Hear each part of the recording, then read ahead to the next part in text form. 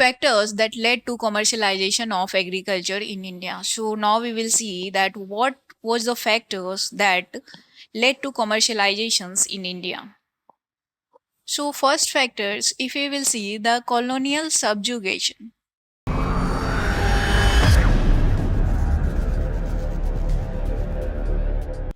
Hi everyone, my name is Sindhu and today we will see the commercialization of agriculture topic, which comes under the economics optional paper 2 syllabus of pre-independence. And so let's see and let's look what it is. So in commercialization of agriculture, first we will see the meaning of commercialization of agriculture and next we will see what factors that led to commercialization of agriculture. And next we will see that what the effects of commercialization of Indian agriculture on the peasants, and then we will see some PYQ. So we were thinking that why we are in our syllabus, why commercialization of agriculture given importance and why it is important. Actually, it's to think that why it's mentioned there. So see, if we will see the meaning of commercialization of agriculture, that what does it really mean? Or we can see that is commercialization of agriculture, particularly in British era, was a new thing or it was previously happened in India. So let's first see the meaning and then we will move to the more analyzing part of the commercialization of agriculture. So first, commercialization of agriculture can be defined as the process where the farmer start producing primarily for sale in distance market rather than for the localized consumptions or sell in domestic market, or when money and trade influences agriculture. So what does it tells that what commercialization actually does was the previously in India, our agriculture was primarily based on subsistence. Like we produce for our livelihood and that's it. Uh, but in commercializations, agricultures involved the trade and peasants became the part of market. So in British era, what exactly commercialization means was that participation of peasants in the market. So see, previously in villages, our farmers were primarily in the subsistence mode and they produce for ourselves themselves only, and now they were become the part of the market. And then development of land market. See, when the commercializations happened, then land becomes a part of market. And development of output market. So what produced in agriculture goods, that becomes output markets. Next we will see that how commercializations evolved in India. So see, primarily evolutions, if you see the commercialization evolutions, it started in 1813, post 1813s. Why post 1813? Because post in 1813s, industrial revolutions gained pace in England. So in 1813, we know that industrial revolutions started in England. So that's why here it's the demand of raw materials increases. increases in England because where the cotton and everything that need industry needs that suddenly increase, and it gained prominence around 1816. In 1816s, as we know that in 1860s, it was a American Civil War era. So that times commercializations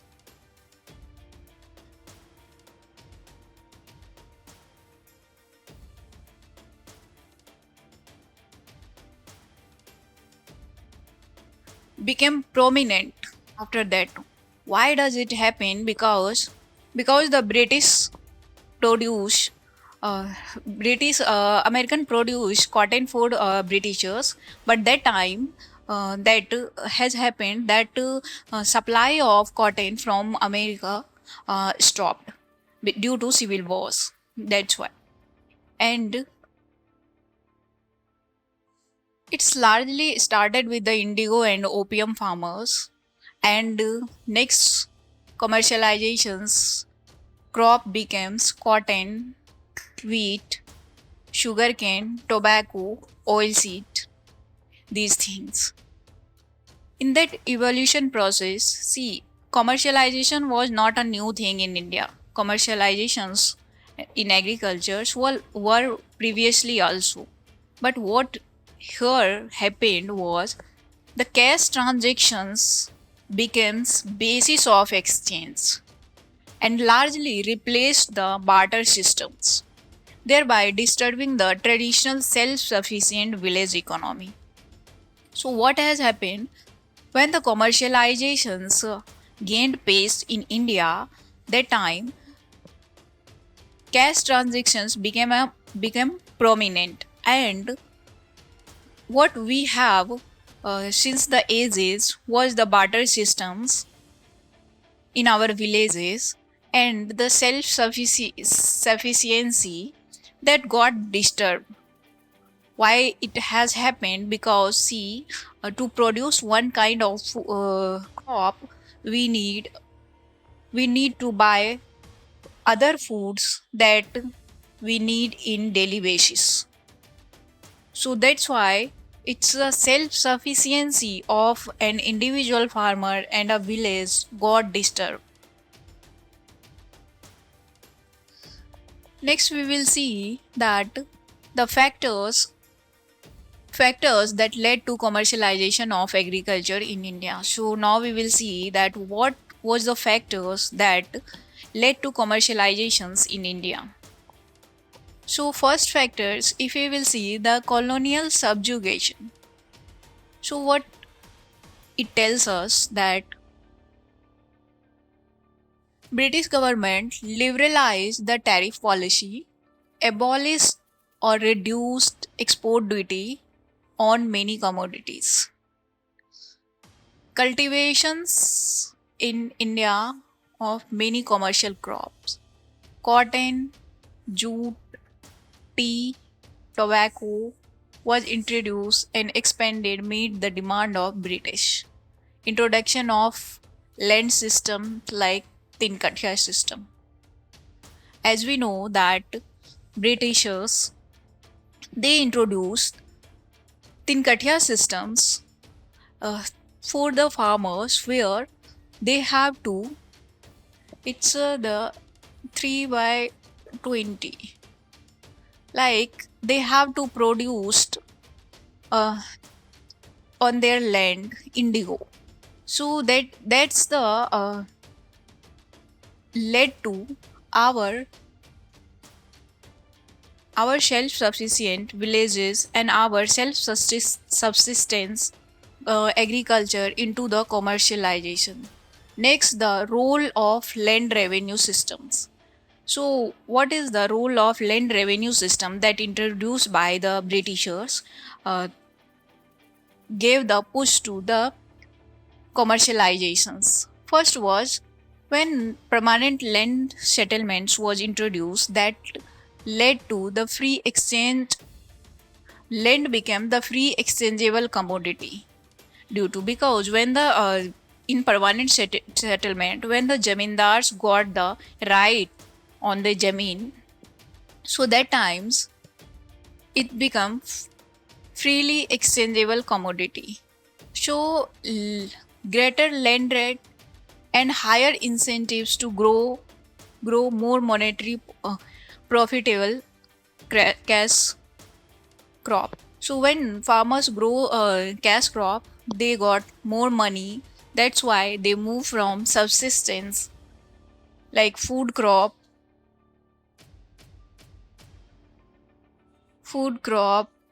to cash crop.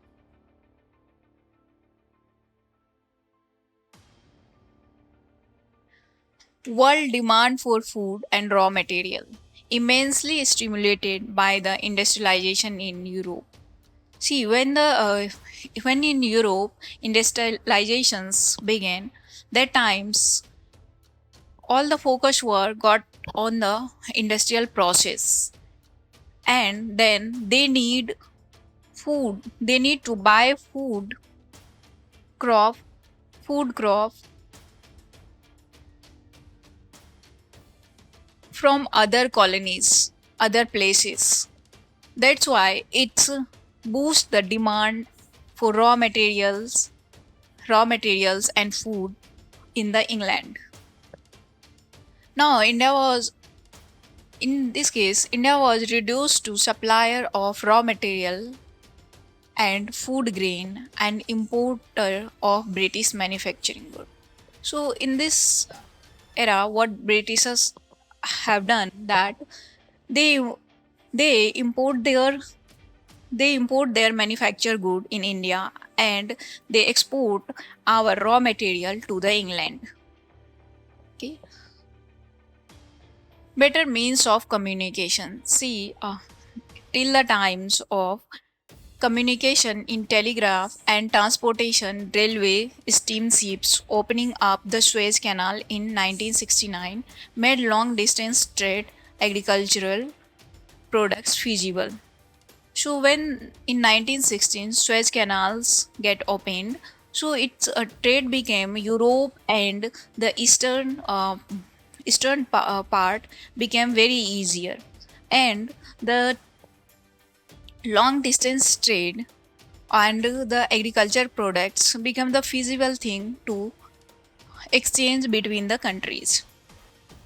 Between 1870 and 1914, export increased 500 in value. So, due to the Suez Canal, our export increased 500% in value, and about 80% of all exports were non-manufacturing. So, what we mainly export was a raw materials, non-manufactured goods. And now we will see that how American civil wars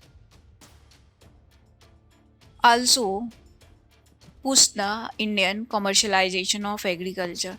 So when in American civil war started, they stopped the cotton.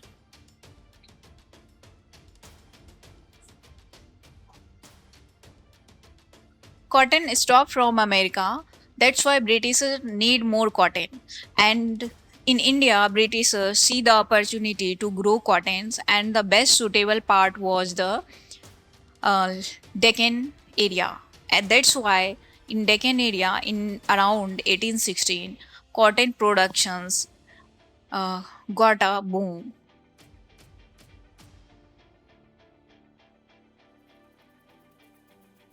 Now we will see the effects of commercialization. What does it leaves for India? See, is commercialization is a bad thing? No, commercialization is not a bad thing. In fact, commercializations is a very good incentives for the farmer. But why we are studying is that there is a reason for study, because in India commercializations was not a choice. Commercialization was forced by the Britishers on the Indian farmer. That's why it's became a subject to study.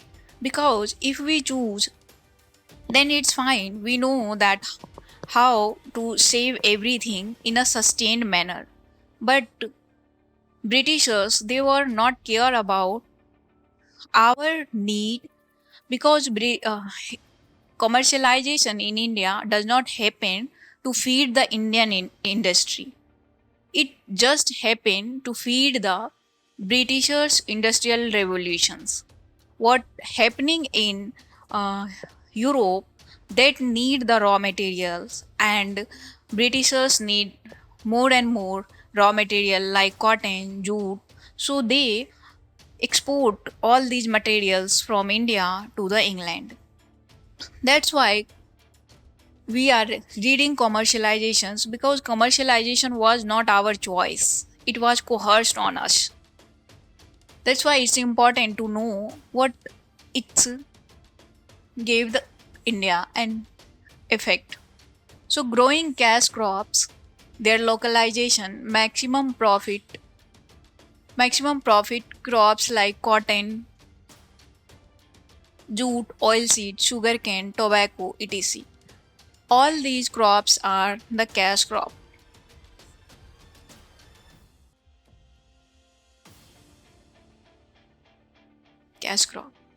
Specializations in certain area. See, when we produce only one thing, like in Deccan area, cotton were produced on a very large scale. So, in Deccan area, farmers get specialized in the cotton production. That's why the specializations happened certain area. Like for cotton,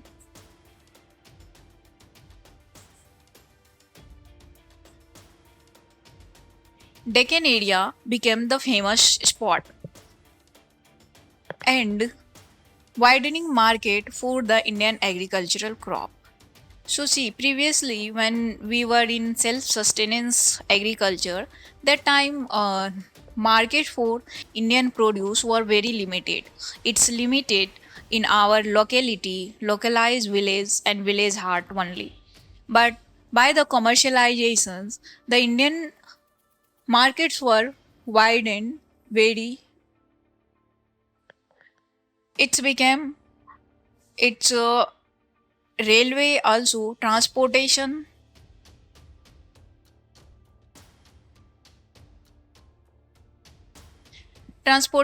also help Indian agricultural crop from one place to another place, one village to another village, and one country to another, like India to England.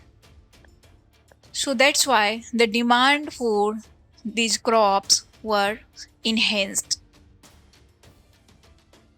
increasing income of agriculturists.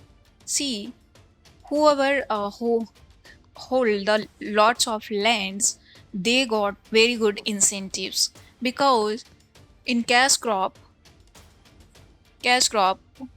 farmer becomes wealthy due to their income. But it's not the farmer who really got their increased income, it's the landlord,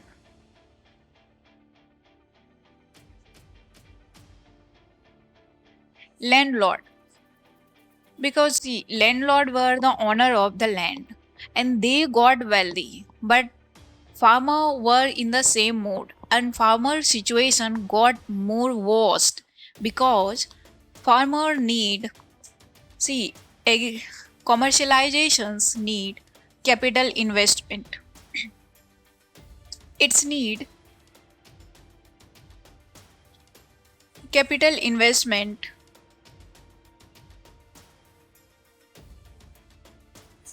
It's need capital investment to the land, because see, if you we want to grow more crops, so we need good facility of irrigation and specialized labor, everything. But what here happened, that farmer situation, why it got worse, because farmers suffer for food to eat, because all the land cover the cash crop. So There is a land remain for farmer to got their subsistence food crop. That's why self village self sufficiency disappeared. See what does happen here, that previously our villages were self sufficient, and now due to growing in specialization in one crop, our self sufficiency, like previously we produce everything we need. Like if we need pulses, we produce pulses. We need rice, we produce rice. But what does here happen? For farmers were forced to produce uh, like cotton, jute, so that they don't produce the food that they need for their survival. That's why the self sufficiency of villages got disappeared. Next, if we will see in the conclusion of commercialization, what we really think about the commercialization. So, see, in this syllabus, commercialization was mentioned because of the reason was that here agriculture was a primary thing in India since the ages. Then commercialization is one thing that very beneficial for the point of view of economics. So it's not a bad thing.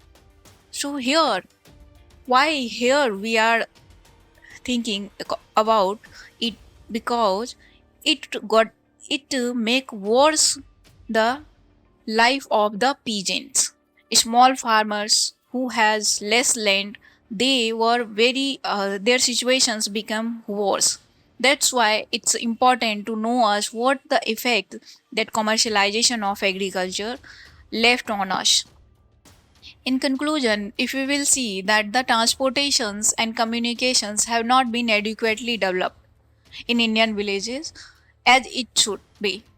So, the consequences at even present, most cultivated land is under the food grains and substantial portions is still produce the meeting family needs. Local market commercialization of agriculture is still far from complete, though the process commenced sometimes in 19th century. So see, why commercialization is one aspect that people desire, because every developed country um, got the very good incentives from the commercialization of agriculture. But here in India we still trying to do more commercialized form of agriculture. Still we have a less land holding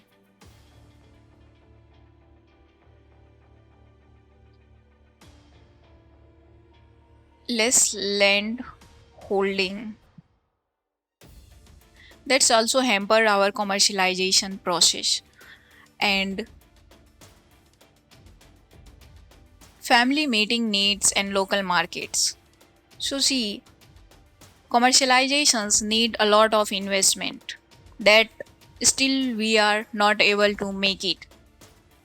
But we are in the process to make our our agriculture more commercialized, which will give the farmers more incentives and make their lives better.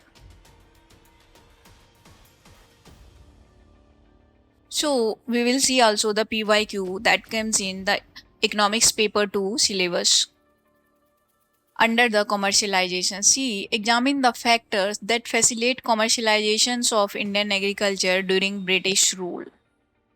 So all the factors here the factors that led to the commercialization in British rule. And next questions is that questions is in 2021, and the account for the commercialization of Indian agriculture during the second half of the 19th century and analyze its effects. So it's in 2019. So analyzing the effects of commercialization is very important and crucial, and in keeping the mind that it's in our commercialization is in our syllabus, so we need to analyze it very carefully. That why commercialization is a good thing, but good, it provide good incentives to farmer. And then also uh, we have in our syllabus to know that how it affects the peasants. So in this way, what analysis should be, that is it good for the farmer,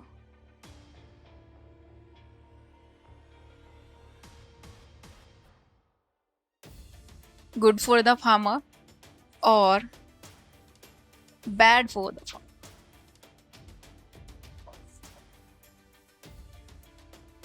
bad for the farmer.